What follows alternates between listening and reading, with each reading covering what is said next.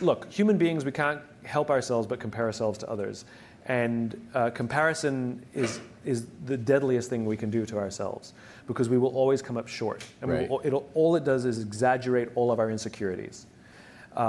It's okay to enjoy other people's success, but you let them live their lives and you live your life. Oh, and by the way, they're curating their social media. That's not really their life.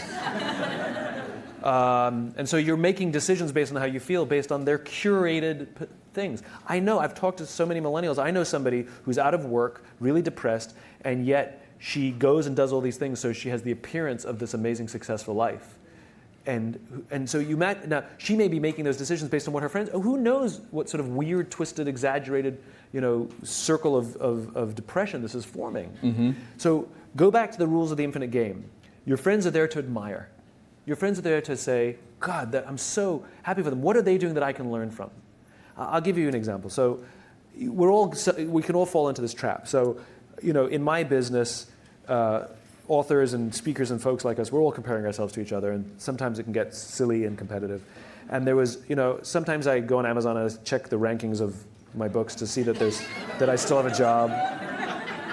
And now and then there was this one author who I hated for no reason. He's very smart. His work's incredibly good. He's incredibly well respected. I respect him, but I hate him. And I would check the rankings of his books. And when I was ahead, I'd be like, yes. And when he was ahead, I was like, right? It would drive me crazy. And I had this weird abstract competition. Same thing, right? Social media happened to be Amazon rankings. Right. And I would check in all the time. I'd always check in, mine, his, nobody else, just mine and his.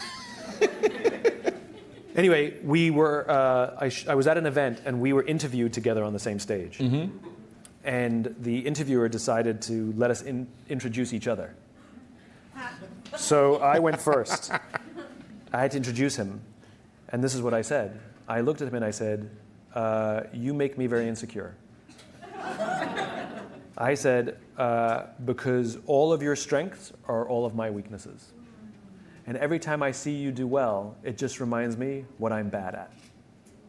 That's how I opened up. He turned to me and he said, funny, I feel the same way about you.